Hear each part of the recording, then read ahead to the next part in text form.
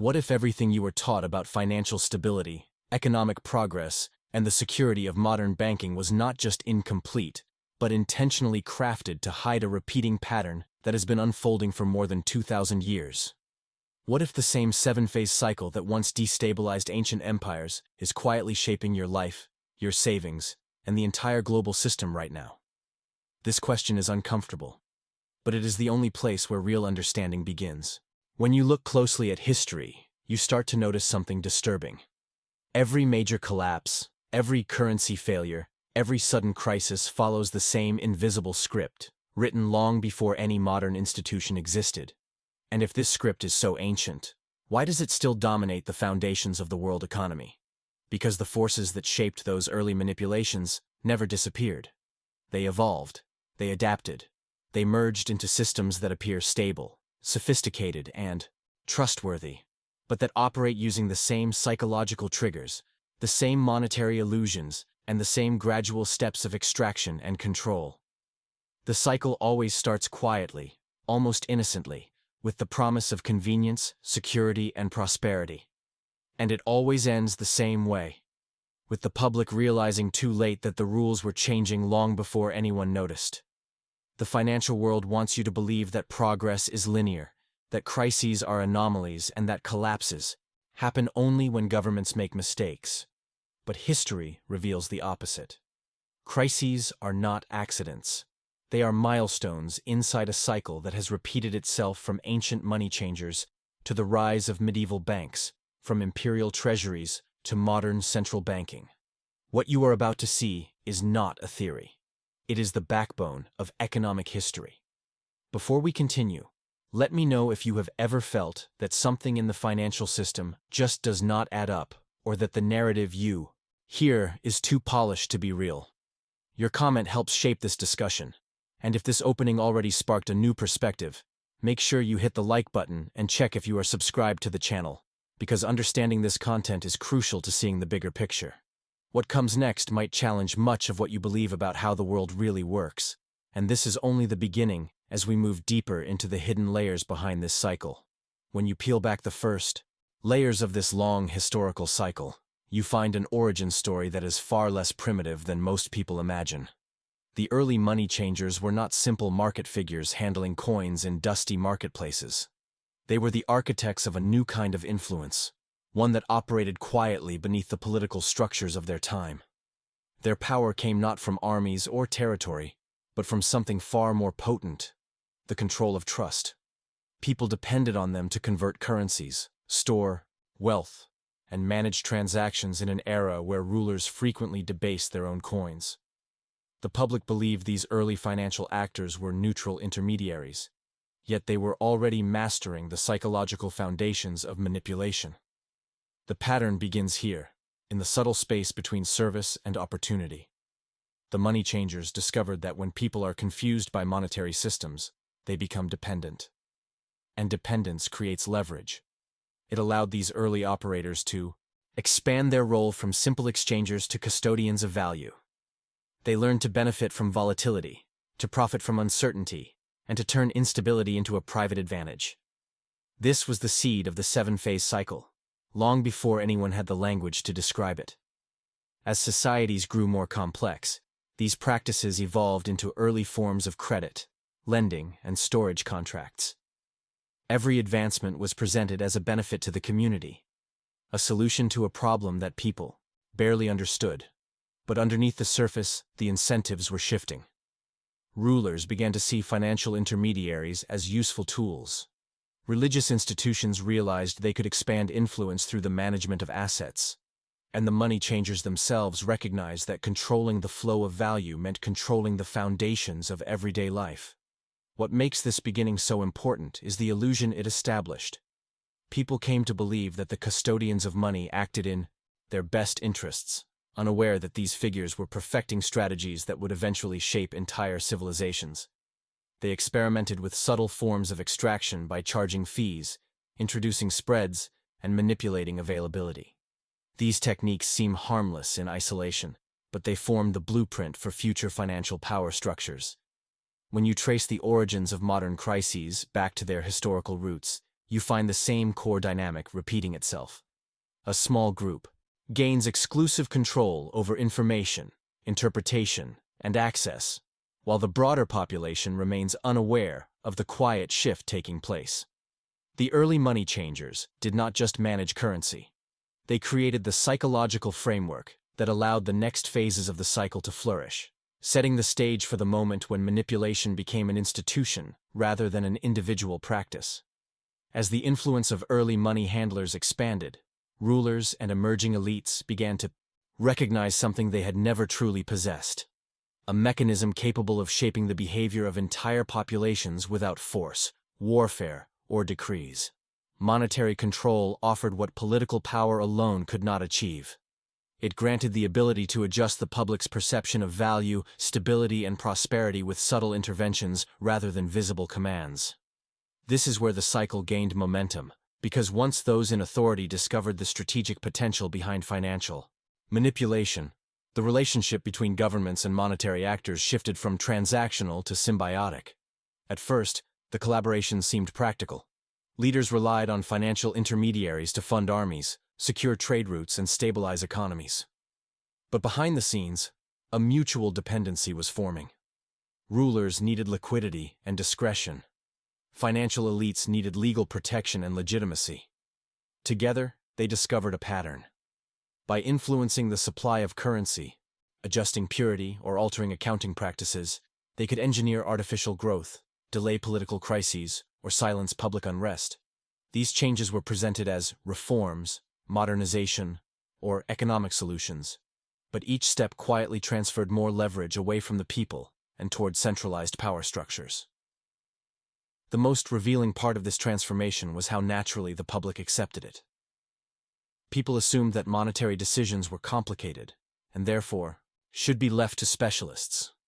This created the perfect environment for rulers to introduce practices that diluted purchasing power, redirected wealth through hidden mechanisms, or shifted economic burdens onto those least capable of understanding what was happening.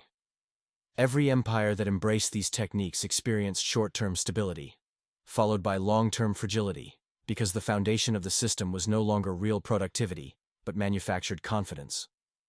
Historical records show that once leaders realized they could mask overspending or fund expansion without taxation, manipulation became a standard political tool.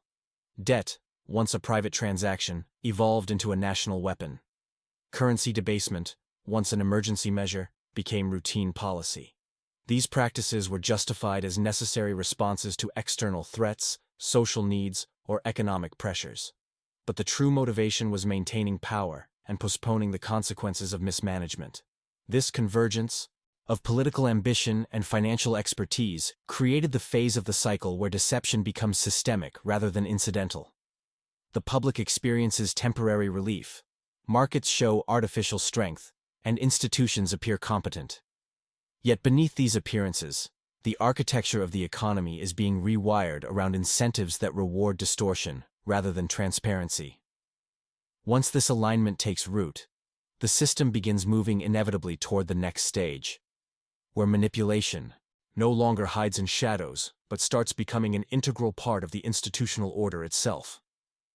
As financial influence expanded and intertwined with political ambition, a new force emerged that fundamentally reshaped the trajectory of every civilization that embraced it: formal banking institutions. These institutions did not simply organize or manage money. They institutionalized manipulation. What began as a relationship of convenience between rulers and financial elites evolved into a structured system capable of controlling not only economic activity, but also the psychological foundations of society. For the first time, manipulation could be standardized, scaled, and justified under the banner of stability. Banks introduced mechanisms that seemed to promise safety and order. They offered standardized lending, centralized storage, and official verification. Yet behind these processes lay the foundations of fractional practices and hidden leverage. Institutions quickly realized that they could expand influence without increasing real reserves. The illusion of solidity became a powerful tool. People trusted the physical architecture, the seals, the symbols, and the language of authority, unaware that the true power of these institutions came from convincing the public to treat perception as reality.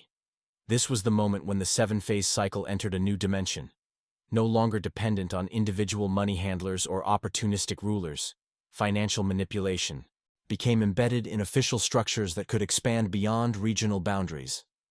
Empires learned to finance wars without directly taxing citizens, shifting the burden through inflationary policies disguised as natural economic fluctuations.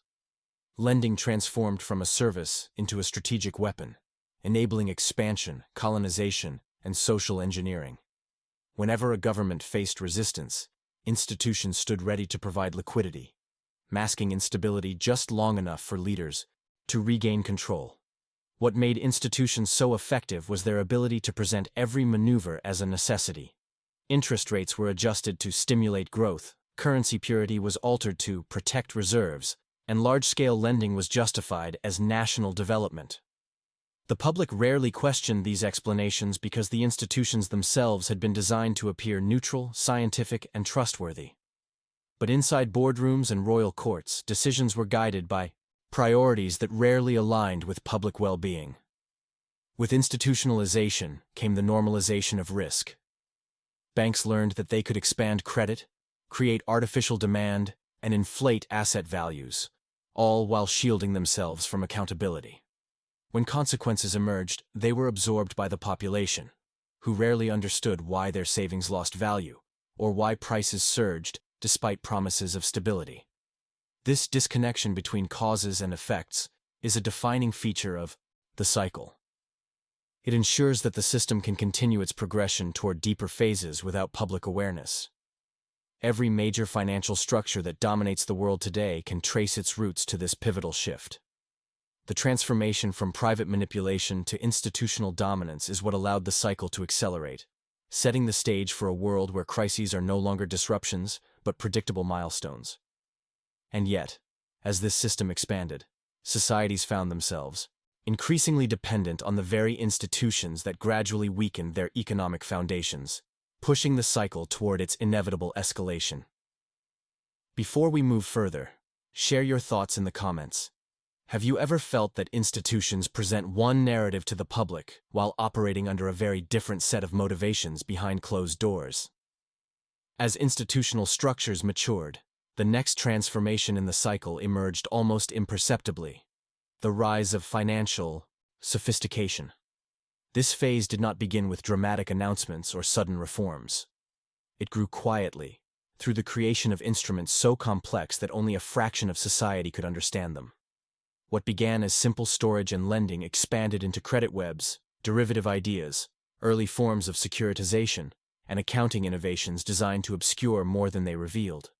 The goal was no longer to manage money, but to engineer systems that could amplify wealth at the top, while dispersing risk across the public without detection. Sophistication became a shield. By introducing layers of abstraction, institutions discovered they could hide fundamental weaknesses behind mathematical language and formal documentation. These instruments were presented as solutions to instability, as modern tools that would create smoother markets and protect economies from sudden shocks. But history shows that each wave of innovation produced the same result: temporary expansion, inflated confidence, and growing fragility. The illusion of stability, not stability itself, became the product being sold. This phase of the cycle is defined by its psychological effect. When systems grow too complex for the average person to understand, a kind of collective surrender occurs. People place their trust not in clarity, but in the authority of experts, analysts, and institutions. This dynamic enables manipulation to become more efficient, because questions disappear beneath the weight of specialized terminology. Individuals who once handled coins now managed abstractions worth entire kingdoms, and institutions that once served communities operated with power equal to sovereign states. What makes this stage especially dangerous is the way it detaches economic reality from physical or productive foundations. Value becomes fluid, redefined by models rather than resources, by expectations rather than output. This disconnection allows imbalances to grow undetected.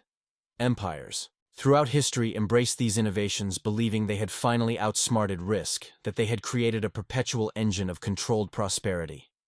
But every civilization that reached this phase inevitably discovered that complexity does not eliminate risk, it concentrates it. The sophisticated instruments of each era formed a kind of financial fog, obscuring vulnerabilities that only became visible once the system was already strained. Hidden leverage multiplied. Credit expanded faster than real wealth. Debt structures intertwined so tightly that a failure in one corner of the economy echoed across entire regions.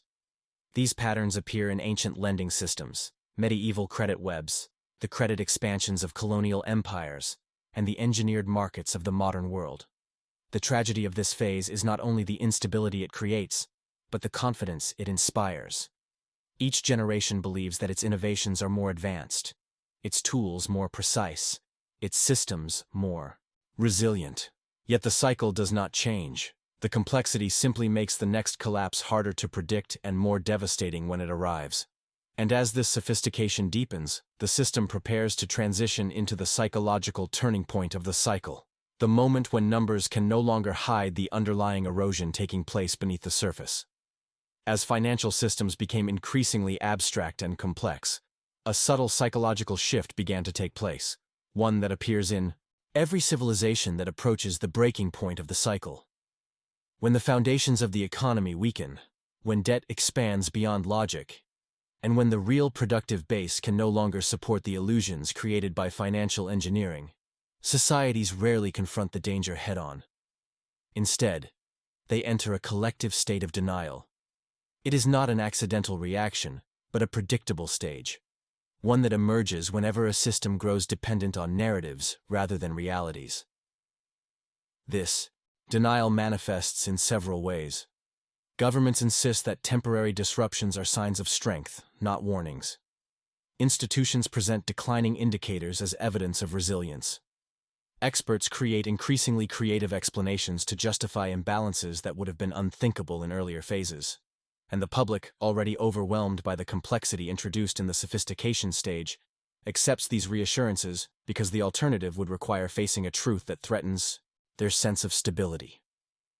This psychological turning point is not a flaw in human reasoning. It is a defense mechanism shaped through centuries of crises. Throughout history, when empires reached this stage, they amplified positive messaging, projected confidence, and promoted visions of progress even as structural weaknesses deepened. Ancient states debased currency while proclaiming economic vitality. Medieval kingdoms expanded credit while claiming divine protection. Industrial-era nations manipulated statistics to maintain appearances of growth. The patterns repeat because leaders understand that confidence is the last resource available when tangible wealth begins to evaporate. And once a society relies on confidence rather than fundamentals, the cycle accelerates. Denial becomes particularly powerful when it is institutionalized. Schools teach narratives that hide the fragility of the system. Media outlets highlight isolated successes to overshadow systemic decline. Central authorities frame emergency measures as innovation. The public adapts to rising prices, diminishing savings, and weakening currencies, not because they understand the forces behind them, but because the erosion happens gradually. This slow boil effect ensures that most people do not recognize the transition into a deeper phase until the pressure becomes impossible to ignore. What makes this psychological stage so critical is the widening gap between perception and reality. As institutions work harder to maintain appearances, their interventions grow more aggressive. Debt expands faster. Monetary policies become more experimental. Indicators are redefined. Each step creates the illusion of control, but underneath, the system loses flexibility. The mechanisms that once dampened volatility begin to amplify it. The cycle reaches a point where even small disturbances can trigger disproportionate consequences.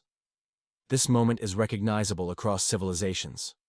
Confidence becomes fragile, signals of instability multiply, and yet the dominant narrative insists that everything is normal. It is the calm that precedes the recognition phase, when societies can no longer ignore the structural truths they have avoided. And once that recognition begins to break through the surface, the system moves inevitably into the next stage, where denial collapses under the weight of accumulated distortions. When denial finally reaches its breaking point, societies enter the most revealing phase of the cycle, the moment historians can identify with precision, but the public experiences with shock. This is Phase 5, the threshold where confidence fractures, and the system begins exposing weaknesses that were previously hidden behind narratives, statistics, and institutional assurances. It does not always begin with a dramatic event. More often, it starts with subtle signals: liquidity tightening, sudden volatility, unexpected failures in sectors once considered untouchable. These small tremors mark the transition from psychological avoidance to forced recognition.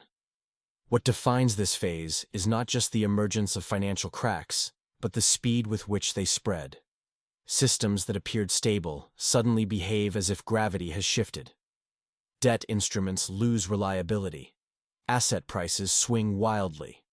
Institutions that once projected absolute authority scramble to maintain control, issuing statements that contradict each other, introducing emergency measures that reveal more panic than strategy. The public senses the shift intuitively. They may not understand the technical mechanics, but they recognize that the tone has changed, that confidence is no longer organic, but manufactured. Throughout history, Phase 5 carries the same pattern. Trust evaporates faster than authorities can contain it. Ancient empires faced runs on their grain reserves or currency withdrawals. Medieval banks collapsed when merchants refused to accept inflated notes. Industrial powers saw sudden market freezes as credit chains snapped. In every case, the psychological anchor that held the system together dissolved, exposing how much of the previous stability had been built on perception rather than substance. A key feature of this stage is the emergence of contradictory signals. Authorities announce strength while simultaneously deploying rescue mechanisms. Institutions insist on stability while quietly limiting withdrawals or altering accounting practices. Policymakers promise long-term sustainability while introducing short-term interventions that undermine their own message. This is the moment when the system reveals its internal contradictions, because maintaining the illusion requires more manipulation than the structure can support. What makes Phase 5 so pivotal is the acceleration of consequences. Issues that once unfolded over decades compress into months or even weeks. Confidence becomes a scarce resource, and without it, the machinery of finance begins to grind. Markets react not to fundamentals, but to fear. Liquidity evaporates. Misaligned incentives collide. The system exposes the cumulative distortions created in earlier phases, and the feedback loops that once concealed fragility now amplify it. The world today is experiencing versions of these signals, just as past civilizations did before their own systemic transitions. The symptoms are never identical, but the underlying dynamics follow a familiar script. Rapid erosion of trust, conflicting narratives, and mounting evidence that the system is struggling to contain pressures that have been building for years. And once Phase 5 begins, the trajectory becomes unmistakably downward, even if the full impact has yet to surface. Before we continue, tell me in the comments if you have noticed these signs yourself.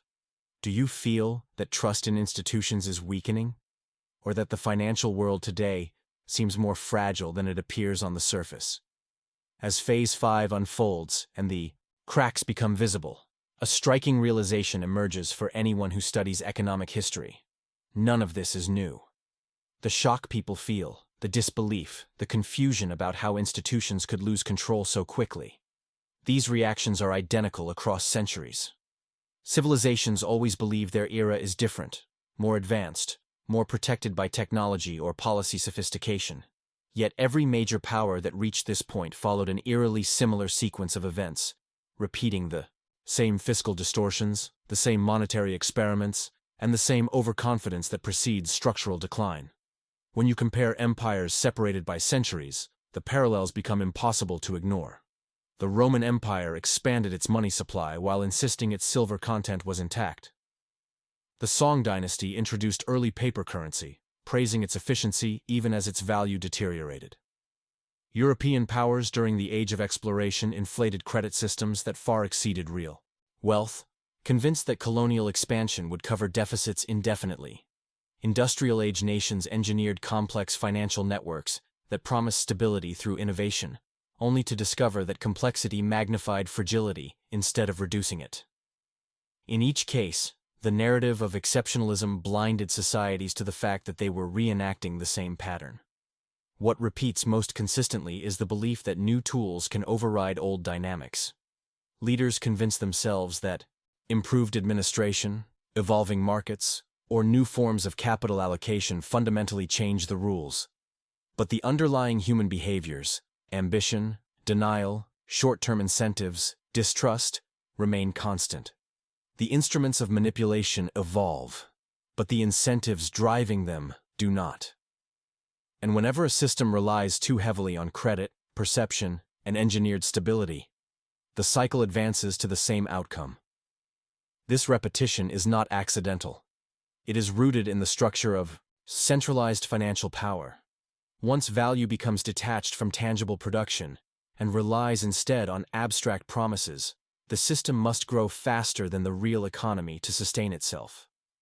This principle applies to ancient grain markets, medieval lending guilds, imperial treasuries, and modern digital finance. The scale changes, the vocabulary changes, but the internal logic remains the same, leading societies to repeat decisions that have predictable consequences. Another recurring pattern is the erosion of public resilience. When institutions assume total responsibility for economic management, individuals lose the capacity to adapt independently. This dependency increases vulnerability, because the moment institutions weaken, the entire social structure feels the shock. History shows that empires at this stage often overextend themselves politically and financially, believing their reach is limitless. External pressures, from trade imbalances to geopolitical tensions, intensify the internal instability already created by monetary distortions. By the time societies recognize they are following a familiar historical script, the momentum of the cycle is usually too strong to reverse. The mechanisms introduced to delay the crisis amplify the eventual outcome. Attempts to restore confidence often trigger further doubt. Policies designed to stabilize markets highlight their fragility. And the more authorities try to reassure the public, the more obvious it becomes that the system is struggling beneath the surface. Every major power that reached this turning point believed it was immune to the failures of the past. But the pattern always asserts itself, revealing that the forces driving the cycle are far older and more persistent than any modern system wants to admit. And as these repetitions continue to unfold, the trajectory toward the next phase becomes increasingly difficult to ignore. As the historical repetition becomes undeniable, the most revealing part of the cycle emerges: the recognition that the mechanisms driving the present system are not modern anomalies, but refined versions of the same structural flaws that toppled previous civilizations. What makes the current global landscape particularly striking is how openly these mechanisms operate. Unlike ancient empires that concealed debasement behind coinage reforms, or medieval banks that hid insolvency through fragmented records, today's system functions through digital transparency. Yet, transparency does not produce understanding. Instead, it creates a flood of information that obscures the underlying dynamics even further. Modern economies rely on layers of financial engineering that appear sophisticated, but mirror the same dependence on credit expansion, perception management, and institutional dominance seen throughout history. Central banks intervene with increasing frequency, adjusting interest rates, injecting liquidity, or purchasing assets to maintain the illusion of stability. Governments run persistent deficits, justified as necessary for growth or crisis response, while the debt load climbs to levels that would have been unimaginable a century ago. Corporations leverage cheap financing to inflate valuations, masking operational weaknesses with financial maneuvers that resemble the credit webs of past empires. What distinguishes the current era is the scale and speed of these mechanisms. Digital markets can inflate or collapse within minutes. Debt instruments circulate globally, linking nations in ways that make localized failures instantly systemic. Derivatives, algorithmic trading, and shadow banking structures replicate the same risks observed in previous cycles, but amplify them through technology. Despite these innovations, the core dependency remains unchanged. The system requires constant expansion to prevent stagnation. When growth slows, authorities intervene. When interventions lose effect, new mechanisms are introduced. Each step deepens the reliance on artificial stability. Another defining feature of the modern stage is the normalization of economic distortion. Inflation is reframed as a sign of a growing economy. Asset bubbles are described as market optimism. Currency devaluation is presented as a strategic tool. These narratives do not emerge randomly. They serve the same purpose they always have: to maintain public confidence long enough for institutions to recalibrate the system. But recalibration becomes increasingly difficult as imbalances accumulate. The greater the intervention, the more fragile the structure becomes, creating a feedback loop similar to the one that pushed past civilizations toward collapse.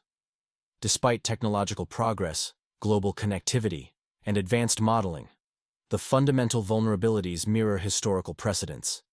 Concentration of financial power, over-reliance on debt, erosion of tangible productivity, and the widening gap between perception and economic reality form the core of the modern cycle. Each of these elements has appeared before, in different forms, across different cultures and economic systems. And just like past societies that believed they had transcended these patterns, the contemporary world often assumes its complexity makes it immune to historical repetition. This assumption is the final illusion before the next transition. When societies believe they have mastered risk, when institutions promote stability as a permanent achievement, rather than a temporary condition, the foundation becomes unstable. The same confidence that fuels expansion ultimately accelerates decline.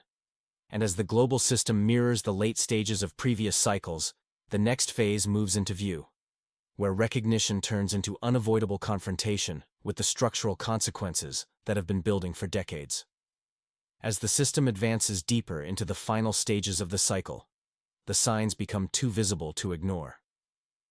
Markets that once moved with predictable rhythm begin to react with disproportionate volatility. Institutions that projected certainty start issuing contradictory messages. Governments rely more heavily on emergency tools that were once reserved for extraordinary moments. And beneath all these signals lies the undeniable truth that Phase 5 is no longer forming in the distance. It has already arrived. The world is witnessing the convergence of pressures that previous civilizations encountered only after decades of imbalance, now compressed by global interdependence and accelerated by digital mechanisms. The defining characteristic of this moment is the erosion of the narratives that held the system together. For years, societies accepted explanations about temporary inflation, manageable debt, sustainable deficits, and self-correcting markets. But as the distortions grow sharper, these narratives weaken. People begin noticing the inconsistencies. They question why currencies lose value despite reassurances of stability. They wonder why wages stagnate while asset prices climb beyond logic. They observe institutions responding reactively rather than proactively, revealing that the system is no longer anchored by long-term fundamentals, but by short-term measures designed to delay deeper consequences. History shows that when a cycle reaches this turning point, the transition is not a sudden collapse, but a steady unraveling.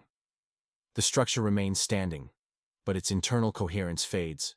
Small disruptions produce outsized effects. Revisions, adjustments, and emergency interventions become routine. The public senses the underlying fragility, even if they cannot articulate it. And as confidence fades, the cycle tightens, narrowing the margin for error. The mechanisms that once supported expansion now struggle under their own weight, leaving institutions with fewer tools and diminishing influence. What makes the current moment pivotal is the alignment of global factors. Unlike past civilizations that collapsed in isolation, today's system is interconnected at every level. A shock in one region quickly spreads to others, magnifying vulnerabilities and accelerating the transition. The speed of information, the scale of financial products, and the depth of leveraged structures mean that pressures build faster and resolve more violently. Yet societies continue to rely on the belief that authorities can manage the transition smoothly, unaware that the very tools designed to stabilize the system now amplify the risks. Phase 5 is not simply a moment of economic tension. It is the recognition phase, the point where the gap between perception and reality narrows abruptly. It forces societies to confront long-ignored imbalances, to question systems they once trusted, and to face the possibility that the cycle is approaching its next inevitable stage. And as this recognition spreads, the world stands on the threshold of a transformation that mirrors the endings of past financial eras, not because history repeats exactly, but because the forces shaping it have never truly changed. Before we close this discussion, if you stayed with me until this final part, leave a comment with a simple phrase like, "I'm here until the end." It lets me know you followed the full reasoning and connected with the depth of this topic. And if this content brought clarity or sparked new reflections, consider subscribing to the channel so you don't miss the next chapters of this investigation into the patterns shaping our economic reality. A like helps this message reach more people who are starting to question the system around them. And if you want to go even deeper, there's a video right here beside this one that continues this exploration from a different angle. Click and keep going. The next piece adds another layer to everything we uncovered so far.